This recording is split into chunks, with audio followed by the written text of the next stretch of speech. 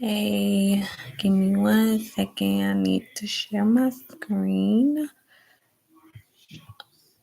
Nope, wrong thing. Wrong thing. Wrong thing. Nope.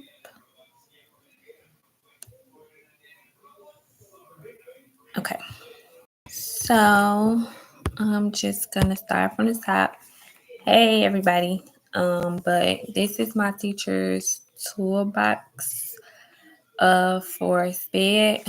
It's based on Pacific Learning Disabilities.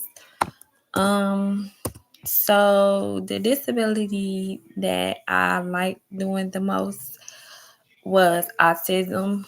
I liked autism because I felt like I was able to relate to a person personally, and then I also just like the topic or whatever the case is. So this is my flyer.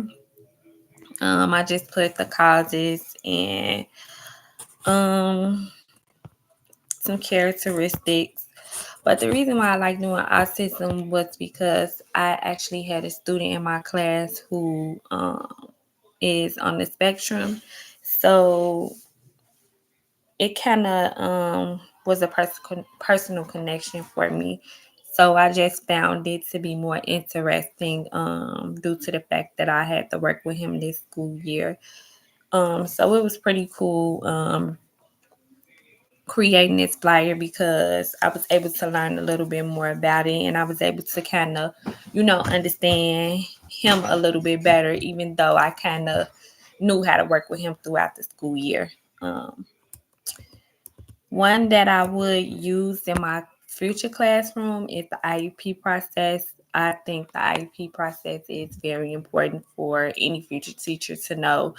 I think it just kind of helps you to deal with a student who has an IEP, and knowing the process, you kind of know like what you need to do and how you need to support this student. So I think that's one thing I know I probably would be using for sure in my classroom. So learning about the process just kind of like helped me to understand going into my future classroom and just being mindful of the things that I need to do and making sure that lesson plans can incorporate a student who has an IEP, and just my role as an educator in the IEP process was pretty cool to learn about. The one that I didn't like was the emotional disturbance, I think, or emotional behavior. I'm not gonna say that I didn't like it, but it was just a lot that comes with it because you have their behavior, their mood changes, and it's kind of hard for them to focus and learn because they can have so many different things going on at one time.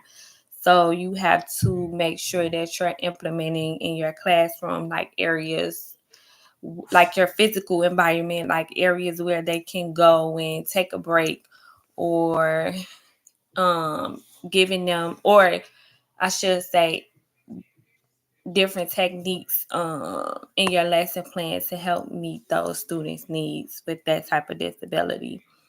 Um, my experience doing the creating a Google site, it was very hard for me. I really struggled in that area. I really couldn't upload the stuff to PowerPoint. I'm not sure what I was doing. Would this be something I will use as a future teacher? No, I don't think so. Because I'm not going to say I'm not a technology person, because I am. I mean, I don't have it down packed. Like I can just figure it out. But creating the Google site was really, really hard for me. Um, and I still feel like I did okay, but I think I could have did better. But I got really frustrated. So it was kind of like, I'm not gonna say I just put anything together, but it was just like I had to take a break because I didn't know how to figure it out. And every time I thought I figured it out, something wouldn't work. My sides wasn't popping up. it was just a lot, and it had kind of became overwhelming. So would this be something I would use as a future teacher? No, I don't think so. I even struggled trying to figure out how to go live and get this presentation up. And as I'm looking through my presentation, I see some of my things still didn't show. So no, creating a Google site is not something that I will use in my future classroom. I would probably have to find a way to maybe practice and get better at it, or maybe find a different type of technique. But no, this is not something that I would want to use. And it's not to say that I don't want to. It's just that it's a struggle for me. Like I really struggled with this assignment. But I made it, and overall I did pretty okay. Um so this is my Google site. These are the things that I liked and the things that I didn't like. Thanks for watching.